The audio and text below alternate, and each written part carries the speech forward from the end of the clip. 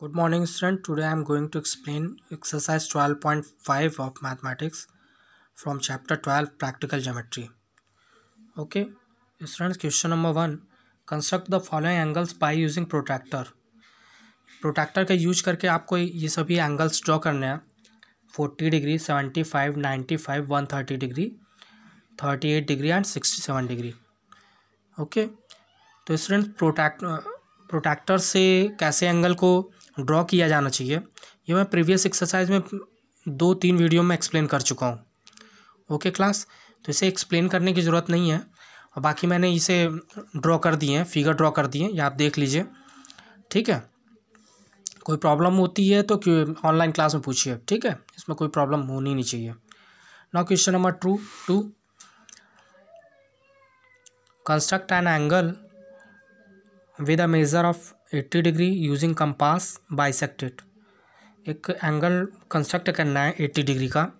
ठीक है, पहले प्रोट्रैक्टर से 80 डिग्री का एंगल ड्रॉ कर लीजिए. ठीक है, 80 डिग्री ड्रॉ कर लीजिए. अब इसे कंपास से बाइसेक्ट करना है.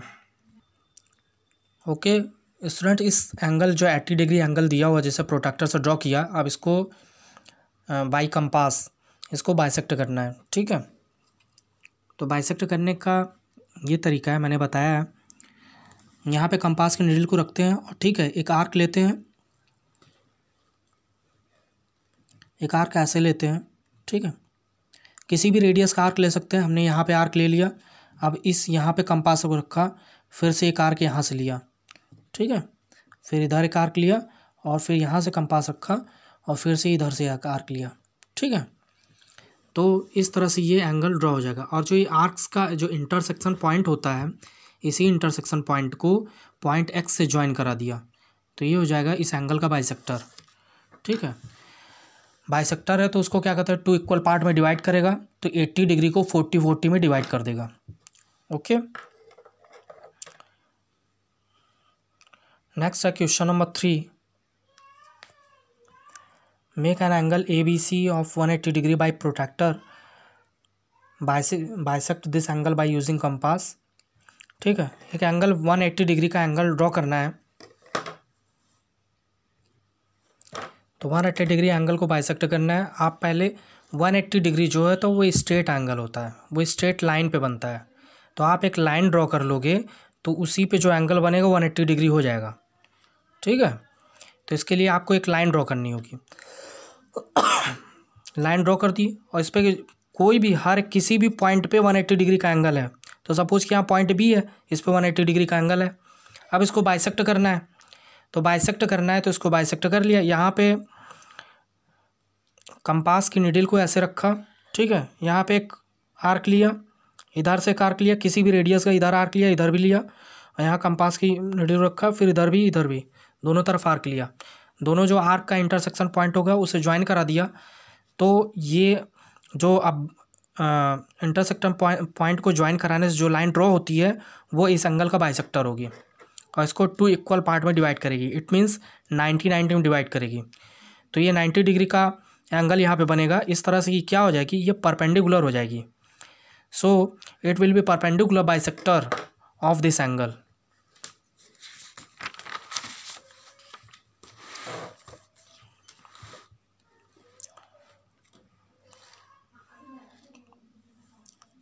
Now question number 5. In a square MNOP, draw the diagonal OM and draw its perpendicular bisector. Does this bisector bisect angle N and P? Verify by measuring the angles. आपको एक square draw करना है protractor की help से. Protractor से आप square के सभी एंगल्स 90 डिग्री होते हैं. ठीक है, तो आप एक लाइन ड्रॉ करेंगे. ओके, लाइन्स किसी भी लेंथ की हो सकती है. 4 सेंटीमीटर सपोज की ड्रॉ किया तो 4 centimetre, all sides will be 4 centimetre. Okay, यहाँ 4 सेंटीमीटर एक लाइन ड्रॉ किया. अब ये 2 पॉइंट्स जो हैं M एंड N, M पे इस पर परपेंडिकुलर ड्रॉ किया और परपेंडिकुलर जो होना चाहिए वो 4 सेंटीमीटर का ही होना चाहिए. इस पर भी परपेंडिकुलर ड्रॉ किया, ये भी 4 सेंटीमीटर होना चाहिए. ठीक है, अब इन दोनों पॉइंट्स को जहाँ पे 4 सेंटीमीटर एंड हो रहे हैं, इन दोनों पॉइंट्स को ज्वाइन करा दिया. ठीक है, तो इस तरह से स्क्वायर बन जाएगा. ठीक है, परपेंडिकुलर इसलिए होगा क्योंकि सभी एंगल्स 90 डिग्री होंगे. Okay, then it will be square. और अब क्या करना है कि इस पे डायगोनल ओ एम है, ठीक है, इसको बाइसेक्ट करना है। बाइसेक्ट करने के बाद ये क्वेश्चन में ये पूछ रहा है कि क्या ये दोनों एंगल्स को, ये बाइसेक्टर जो है एंगल एन और पी को बाइसेक्ट कर रहा है, ठीक है। तो यहाँ पे जब बाइसेक्ट करते हैं और बाइसेक्ट करने के बाद ये पॉइंट पी और एन को इंटरसेक्ट कर रहा है, ठीक है। तो जब आफ्टर मेजरिंग बाई प्रोट्रैक्टर से इसको मेज़र करते हैं कि ये एंगल कितना डिग्री है, ये दोनों एंगल मेज़र करते हैं तो ये 45 और 45 डिग्री होगा, ठीक है। तो इट मीन्स ये 90 डिग्री टोटल है, परपेंडिकुलर था तो 90 डिग्री है, और अगर 45 हो गया इसका मतलब ये है कि ये बाइसेक्टर, ये इस डायगोनल का जो बाइसेक्टर था इस एंगल को भी बाइसेक्ट कर रहा है, ठीक है। और इधर भी 45 में डिवाइड हो रहा है, इसलिए ये इधर भी एंगल एन को बाइसेक्ट कर रहा है, ओके। तो ये जो इस साइड डायगोनल का जो बाइसेक्टर है वो इन दोनों एंगल एन और एंगल पी का भी बाइसेक्टर है, एंगल बाइसेक्टर भी है, ओके। ओके स्टूडेंट, इस एक्सरसाइज का नेक्स्ट पोर्शन जो है मैं नेक्स्ट वीडियो में एक्सप्लेन करूँगा, ओके। Thank you class.